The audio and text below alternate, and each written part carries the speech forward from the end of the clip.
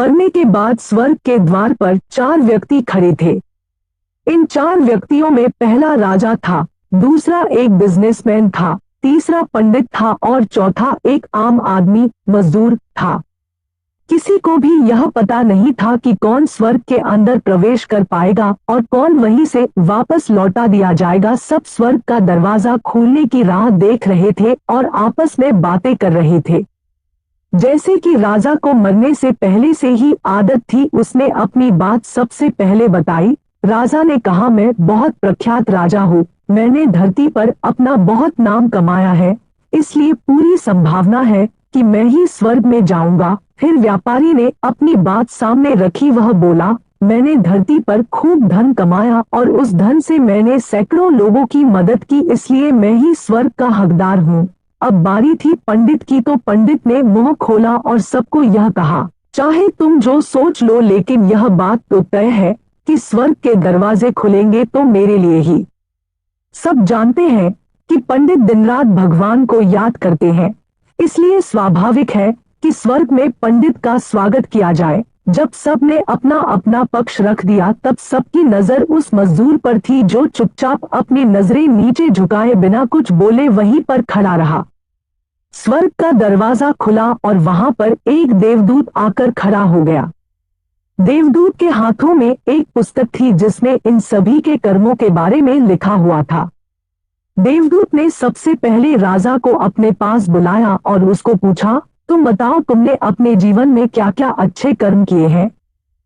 मैं उन्हें इस पुस्तक में देखकर फैसला करूंगा कि तुम्हें अंदर आने देना है या नहीं। राजा ने कहा, मेरा राज्य जितना बड़ा था उतना ही समृद्ध था और मेरी राज्य के सभी लोग खुशहाल थे, सभी बड़े आनंद से रहते थे, मैंने उन्हें कभी भी किसी भी चीज की कमी नहीं होने दी, यही मेरे अच्छे कर्म है।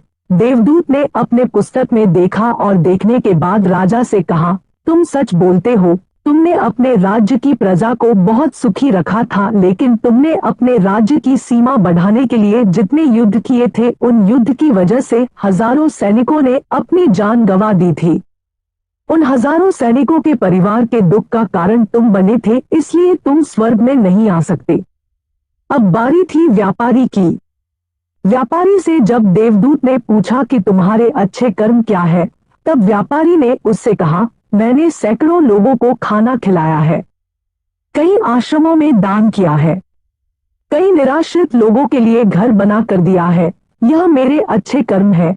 देवदूत ने फिर से अपने पुस्तक में ध्यान से देखा और देखने के बाद व्यापारी से कहा, तुम्हारा कहना भी ठीक है कि तुमने बहुत दान धर्म किया है, लेकिन यह दान धर्म तुमने जिन पैसों से किया है, उन पैसों को कमाने के लिए तुमने न जाने कितने झूठ बोले हैं, कितनी हेराफेरियां की है और कितनी मिलावटें की है, इसलिए तुम भी स्वर्ग में नहीं आ सकते। जब पंडित से यही सवाल किया गया तो पंडित ने बड़े ही आत्मविश्वास के साथ कहा, मैंने अनगिनत लोगों को ज्ञान दिया है, हजारों यज्ञ और पूजाएं की है और दिन रात भगवान का जाप किया है, इससे अच्छे कर्म और क्या ही हो सकते हैं। देवदूत ने अपनी पुस्तक के अंदर झांक कर देखा और पंडित से कहा, आपने जितने भी लोगों को जो भी ज्ञान दिया है, उन बातों पर खुद कभी अमल नहीं किया। आपने यज्ञ पूजा या भगवान का नाम निस्वार्थ भाव से कभी नहीं लिया, इसलिए आपका भी स्वर्ग में आना प्रतिबंधित है। मजदूर यह सब देखकर हैरान था, वह अब तक जिन्हें महान समझता आ रहा था, उनकी व्याख्या स्वर्ग के दरवाजे पर आकर बदल गई थी। धरती पर जिन कामों को अच्छा समझा जाता है, उनका यहाँ पर कोई मूल्य नहीं था।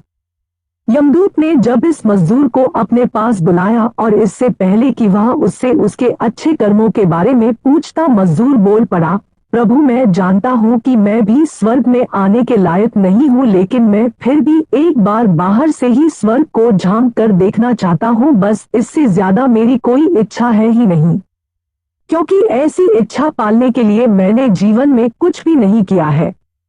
मैं पूरा दिन मेहनत करता और जो भी पैसे कमाता उन्हें अपने परिवार के पालन पोषण में खर्च कर देता, इसलिए दान धर्म के लिए कुछ बचता ही नहीं।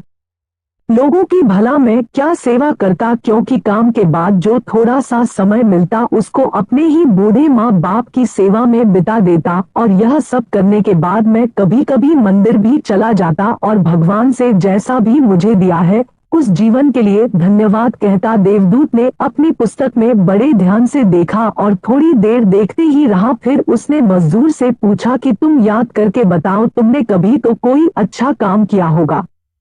मजदूर ने थोड़ी देर सोचने के बाद बोला, हाँ मुझे थोड़ा थोड़ा याद है।